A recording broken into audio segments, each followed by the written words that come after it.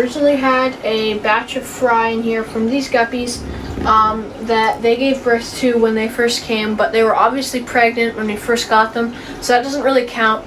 But to make sure that we are getting a fair batch, we waited till they were gravid again, gave birth again to some more fry, and one of the females has just popped. This one, she gave birth to, not exactly sure, probably 20 to 30 fry.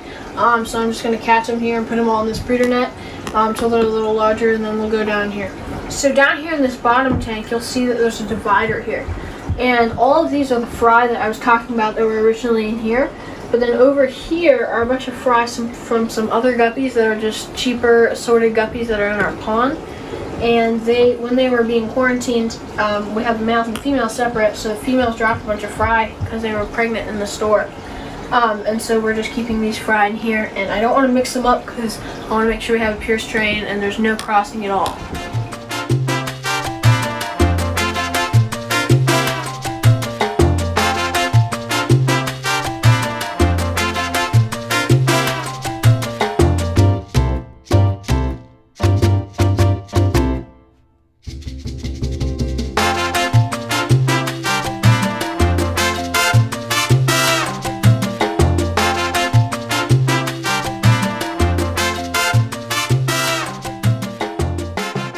Talk about some foods that can be fed to any fry, but in this particular video I'm going to be talking, of course, about guppies.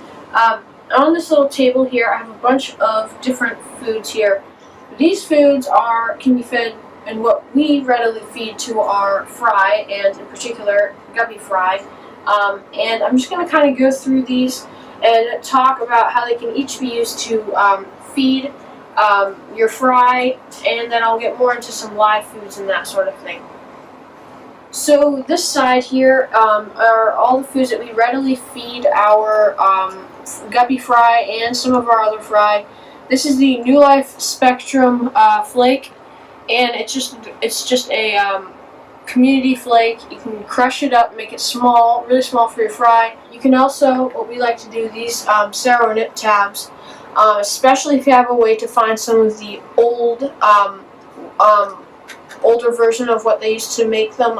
They make a newer version, but if you're able to order an older version, the older version's a little bit better than the fish like it. And basically it's a tablet that it looks pretty hard, but it's actually really soft, and you can easily crumble it up into a fine dust. And the fry really like that. And that's almost as fine as our next food here, which is the Sarah Micron, which is made for fry. And it's a heavy on spirulina. There's some very, very small crushed up flakes and other things in there. That's a good fry food. Of course, you want to feed all these in moderation. Usually smaller amounts, more times a day, rather than larger or less often larger amounts. And the last food is the New Life Spectrum Grow Fry Starter, and this is a really good food. However, first of all, you need to be careful when you open it because it is a very fine powder, as you can see, and it can really cloud up your water. And I only recommend like feeding this to your guppies like the first few days. There's really no need to use this particular food. Really, these three are all you really need if you're trying to give them the best diet. But let's get into the other foods. Here we have some Omega-1 veggie rounds, and these are a very hard, like, round. They're quite stiff, hard to break down. And like I'm gonna talk about with all these foods, I like to put these inside a mortar and pestle, this is stone, and you can put it in there. Now with these really hard pellets, you're probably gonna have to like bang it up before you try to grind it up into a powder. The North Bend Community pellet is a really good one as well. You can put a bunch of it in there, grind it up. These are the Tropical Fish Formula large to medium buck bites, and they're great food to grind up. And the Omega-1 veggie pellets, those we use them for a lot of our fish. And then there's the Aquarium Pro veggie pellets, herbivore formula. Really, if you're going to take this route, just to create a balance, get some protein and get some veggie in there. So do like say some more meaty stuff and then some more veggie stuff like that. And you'll be good. Put some of that in there.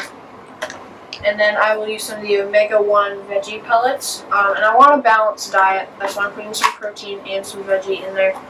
Now the amount you see in there is pretty much what we feed our fish in an entire day.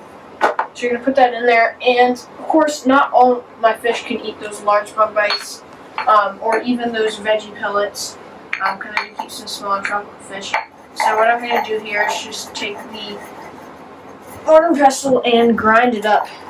You want to make this whatever size of fish that you're feeding, and you want to grind it up more than you think.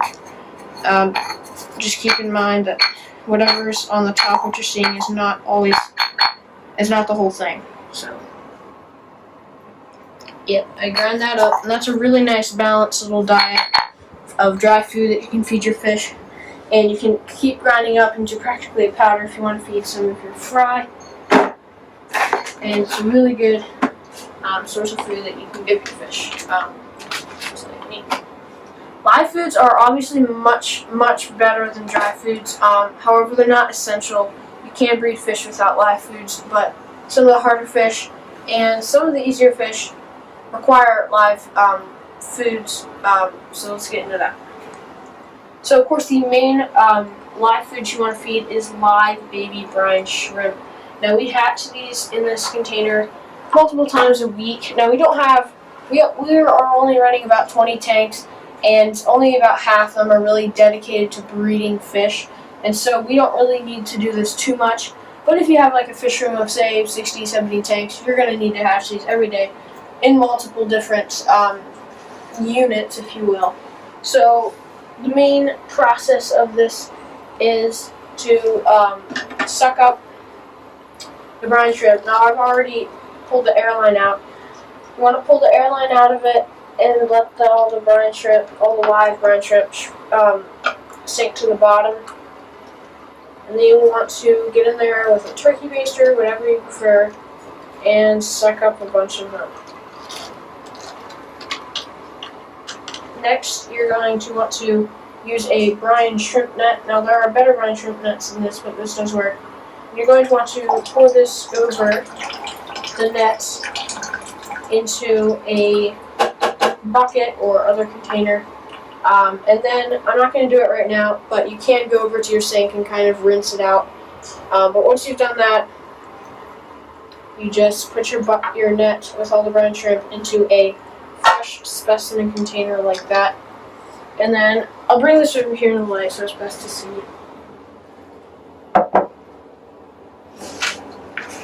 As you can see, the brine shrimp are pretty small creature. They are kind of a yellowish creature. They're pretty small invertebrates, and they're a really good source of food for your fry. All the fish we breed, we try to give them brine shrimp as soon as possible, especially live baby brine shrimp. Frozen is good as well, but live is always better. Guppies tend to like some harder water, and the temperature runs about 77, 78, so we've tried to do as best we can to make them as healthy as possible. Now, up here in the breeder net are the fry that we pulled from the second batch that dropped, and there's over 10, which is what really matters when doing BAP. There's also a few in the tank, and one thing to take note is that the ones in the tank actually tend to grow a little bit faster than the ones in this breeder net, because there's just, in general, more space, more food, and they grow faster in there. So I also have some food here, of course, some of that ground up stuff that I ground up there a minute ago, and some live brine shrimp, and we're going to feed the fry here. So the first thing I do, add a little bit of brine shrimp. Now I don't want to add all of it to this because there's some stuff, or there's some tanks below. Add a little down there, just a touch over there, and the guppies really like this. all fish do. And yeah. Okay, so we added that. Now we're gonna add the bulk of their diet. And the parents will eat this crushed up stuff as well.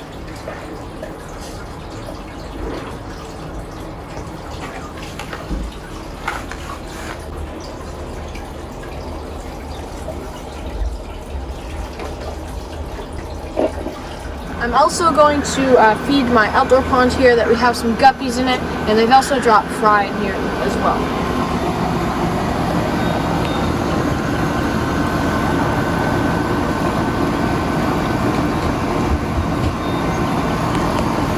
And I also have some live bread fruit I'm going to add, and of course these guys love it that as well. You can see the fry swimming in there. Doing great. All good.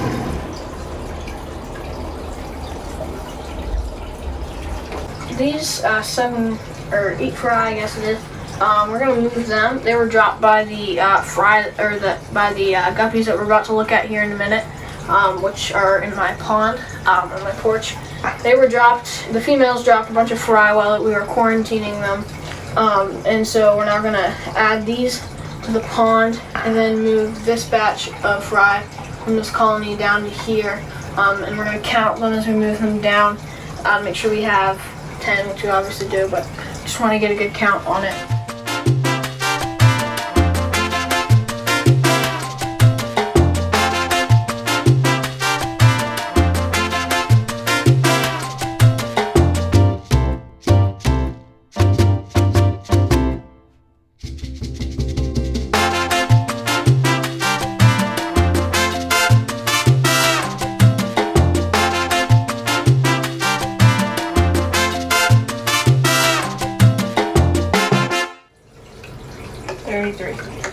Alright guys, so we got all the fry caught now.